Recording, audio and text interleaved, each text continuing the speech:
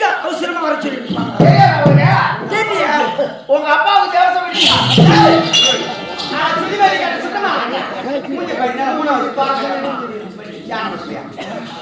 ஒரு ஆம்பளை செத்து ஒரு மணி செத்து ஒரு வருஷம் உங்க அம்மா பேசி வந்தாங்க. ஒரு ஆள் இருக்க வர முடியாது. சரி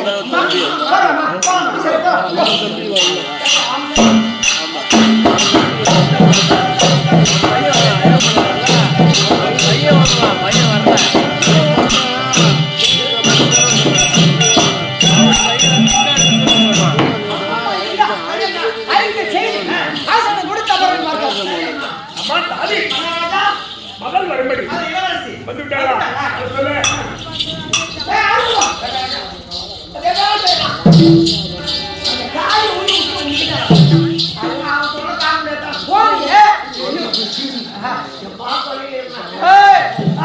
அப்பா எப்படி இருக்க?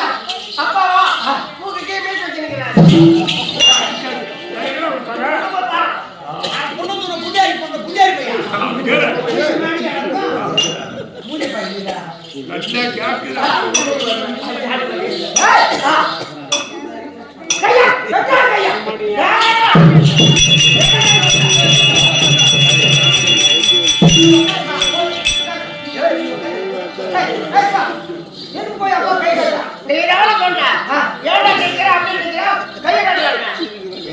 இந்த நாட்டுக்கு யாரு?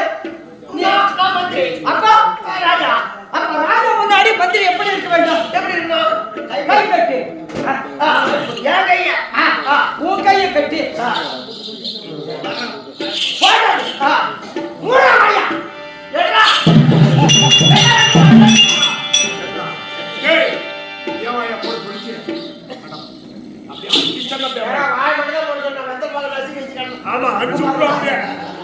சரி போ.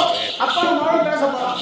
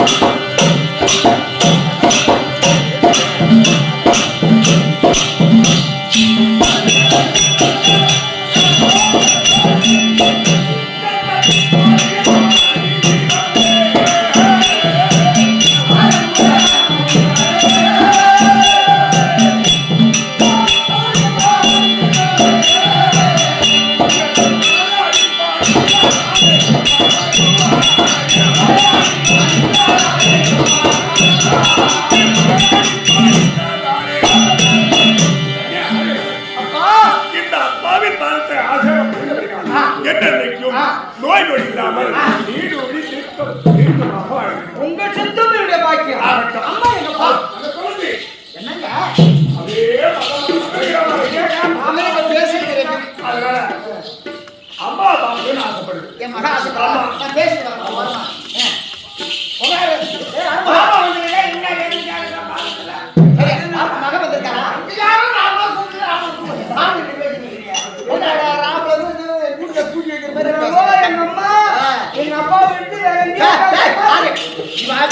இல்ல சொல்றாலே அவன் சொல்லி நான் என்னைக்கு தலை எடுத்தனோ எங்க அம்மா அன்னைக்கே அதெல்லாம் ஏற கட்டி என்ன கண்ட உடனே போயிடும் கண்ட உடனே போயிடும் யாருக்கு பயப்படுறாங்களோ இல்லையோ இப்பெல்லாம் அப்படியே வாங்கி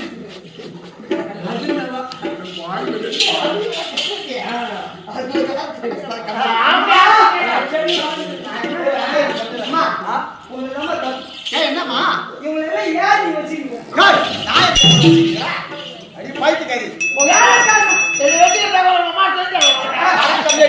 ஆமா இவனெல்லாம் வச்சு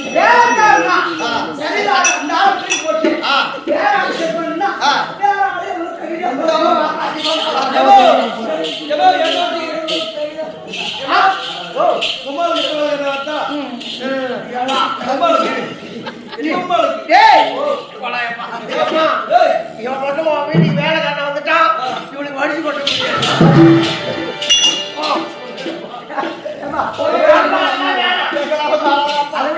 இந்த பகுதியே நாங்கெல்லாம் போனா 2 கிலோ சேர்த்து போட்டா போதும் அம்மா சொல்லுப்பா ஒரு சாரியை பத்தி எழுதாத புலவையே கிடையாது ஆரம்பம் அதான் கச்சகமா அதான் ஒரு செய்யுள் என்ன வழி எழுதிருக்காங்க சொல்லுமா அம்மா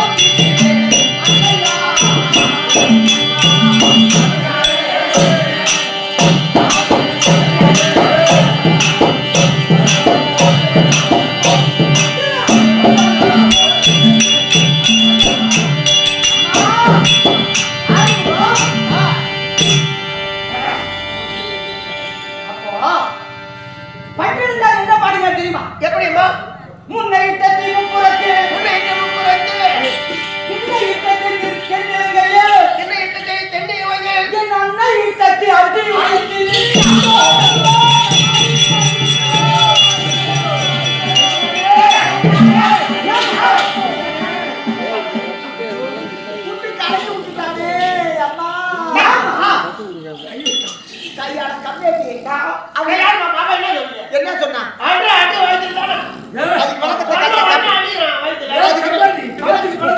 விளக்கத்தை சொல்லுவா மாமா அதுக்கு சொல்றேன்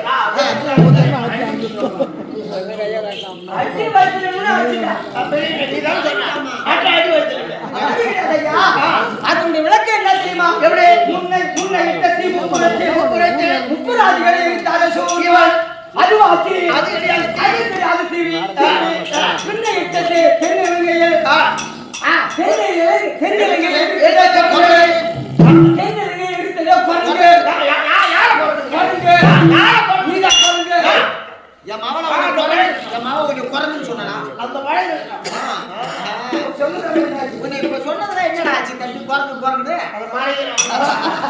இப்போ ஆஞ்சநேய பெருமான் சென்று தென்னலகை எரித்தாரே, ஆமா. அதுவா அது கிடையாது. அது கிடையாது. ஒரு குழந்தை பிறக்கும் போது தாய் படுறாங்களே, அதுதான் பெருக்கத்தை பத்திரிக்கிறார். அது மட்டுமல்ல, மாமாதி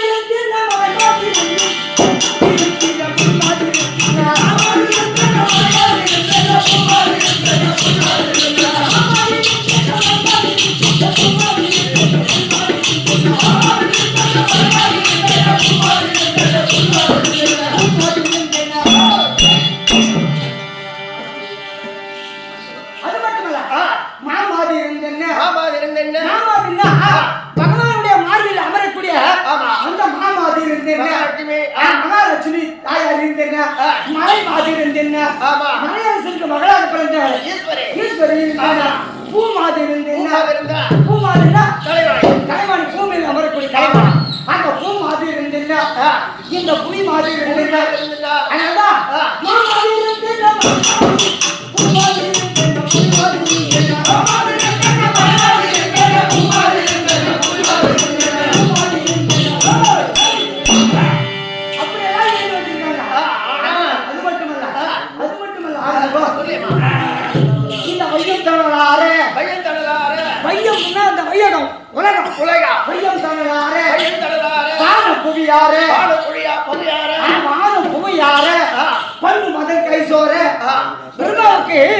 மக்களை படித்து படித்து படித்து கை சோர்ந்து போச்சான்.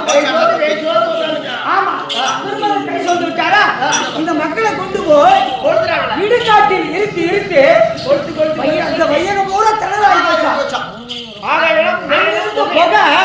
ஆகாயத்தை போய் மறைத்துக் கொண்டதான். அதனால்தான் மையம் தணலார என்ற மாறும் புவியார பைய மகன் கைசோர என்ற பெற்றமாரா உடலா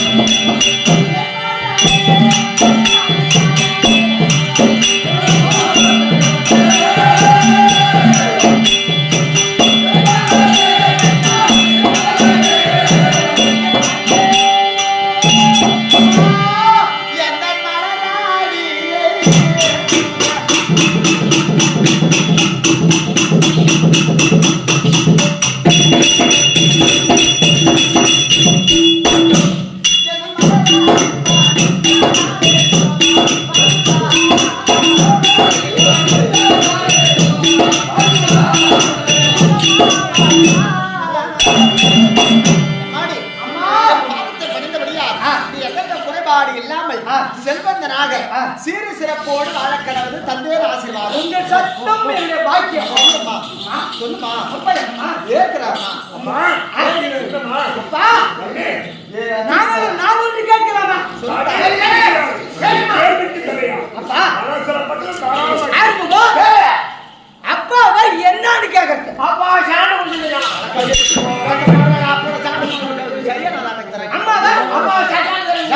என்னென்னமா சொல்லுங்க ஐயா புள்ள விவரம் தெரியாது ஆமா. மனசுல பரத்தை எப்படி கேட்கணும்னு கேட்டா கெட்ட கெட்ட மாதிரி தான் சொல்லி கொடுக்கணும். சரிம்மா. அப்பா சரி டேய் ஆரம்பிப்போம். அப்பா அம்மா பொண்ணு 3 பேர் இதான அரசாங்க ரகசியம் பேசும். சரி ஆனா போடல உனக்கு வேலை இல்லையா? அவங்க குடும்பக்காரர் பேர் சொல்லப்போ சொல்லு. அப்பா அண்ணே, நானும் குடும்பக்காரமா? அப்பா அம்மா சொல்லுங்க. நீங்க இருவரும் கூட்டியே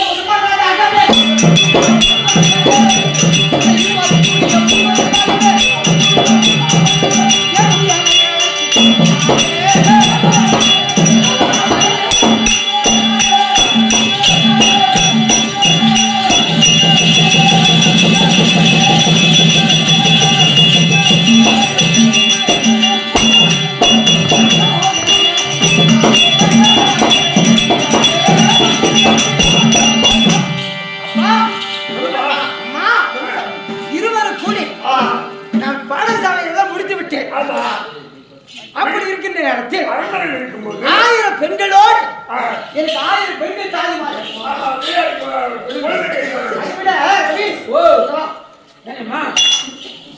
இப்ப 1000 பெண்கள் தாய்மார்களா இருந்தாலும் ஆண் வாசனே எனக்கு அடிக்க கூடாது.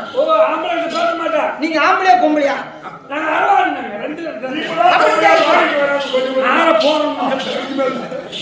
அதனால ஆண்பாடியே அடிக்காமல் இருக்கேன். புரியுதா? ஆண்கள் அரசாங்கத்தில் கூட எங்க அப்பா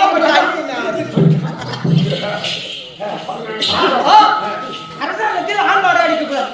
பெண்கள் பற்றி தான் என்னோட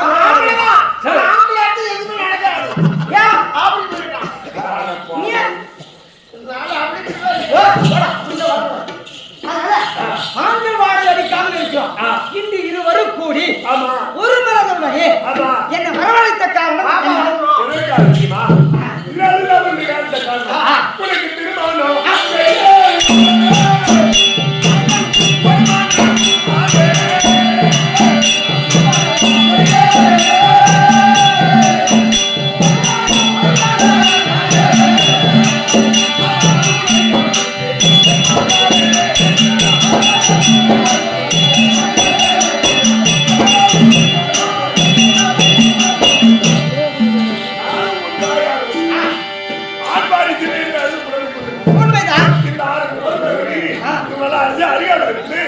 உங்க மகளை ஒரு நாட்டு மன்னனுக்கு பார்த்து திருமணம் செய்து வைத்தார்.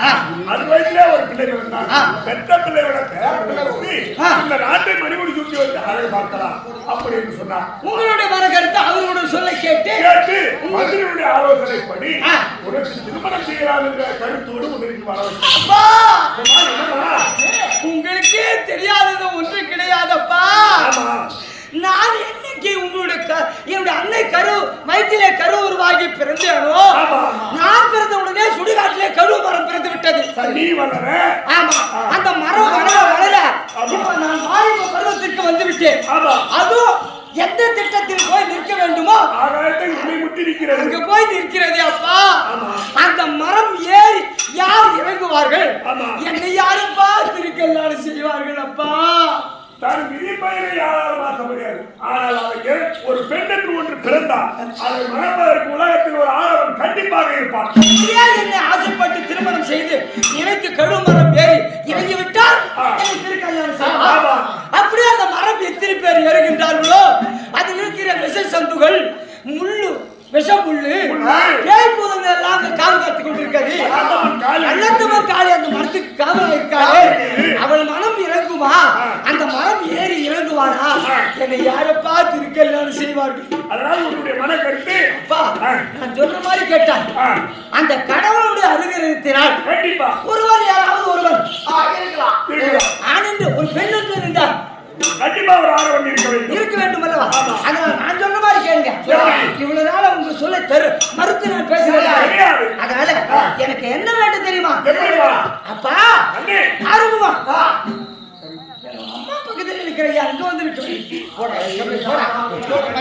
எங்க அப்பாவும் இதை கண்டிப்பா மாட்டேன். அரசாங்கத்தில் வேலை செய்யக்கூடியவா அடிக்கடி ஏதாவது ஒரு வேலை வந்து வேண்டி போடுறான்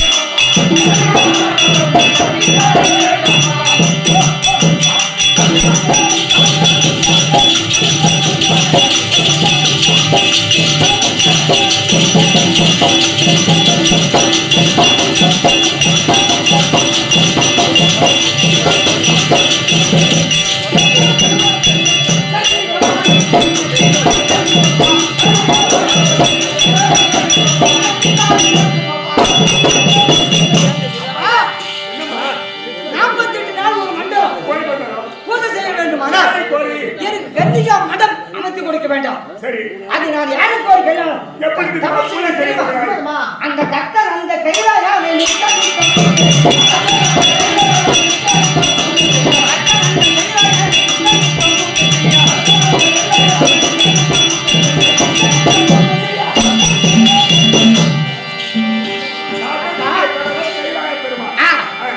இந்த உலகத்திலே முதல் கடவுள் என்று பிரசிங்கர் சொல்றார்.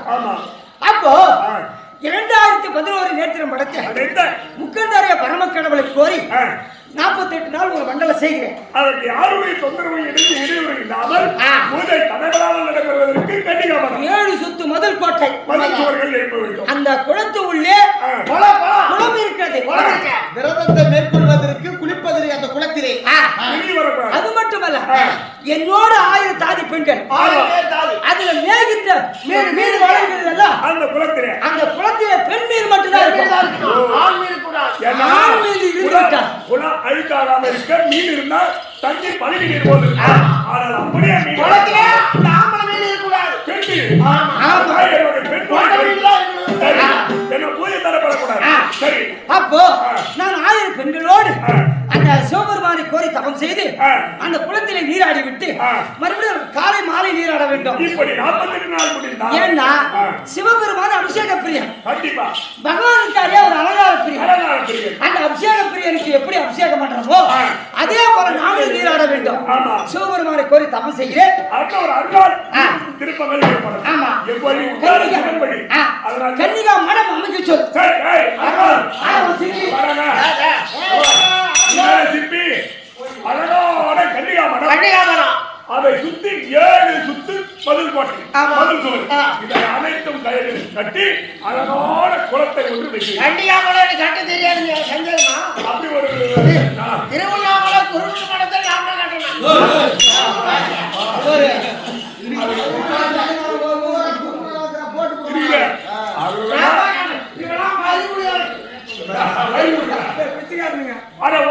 போட்டு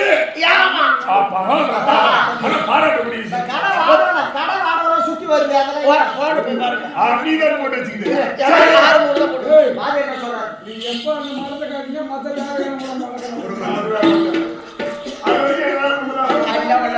சரி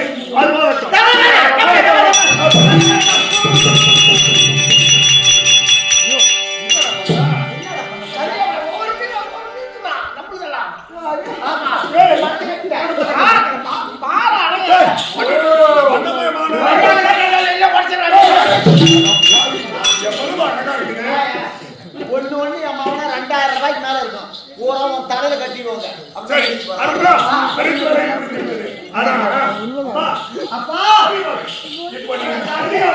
முன்னாடி ஒரு போர்டு ஒன்று எழுதி வச்சிருக்கோம்.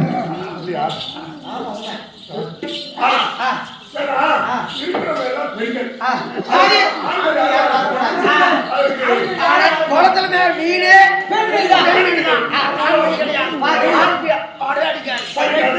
அப்படி 48 நாள் சிவனை போய் பூஜை செய்து மேற்கொண்டு கடவுள் எனக்கு வேண்டிய வரத்தை கண்டிப்பா சிவபெருமானை கோரி நான் தவம் செய்கிறேன். தவம் முடிந்த உடனே உங்களுக்கு அழைப்பு கொடுக்கிறோம்.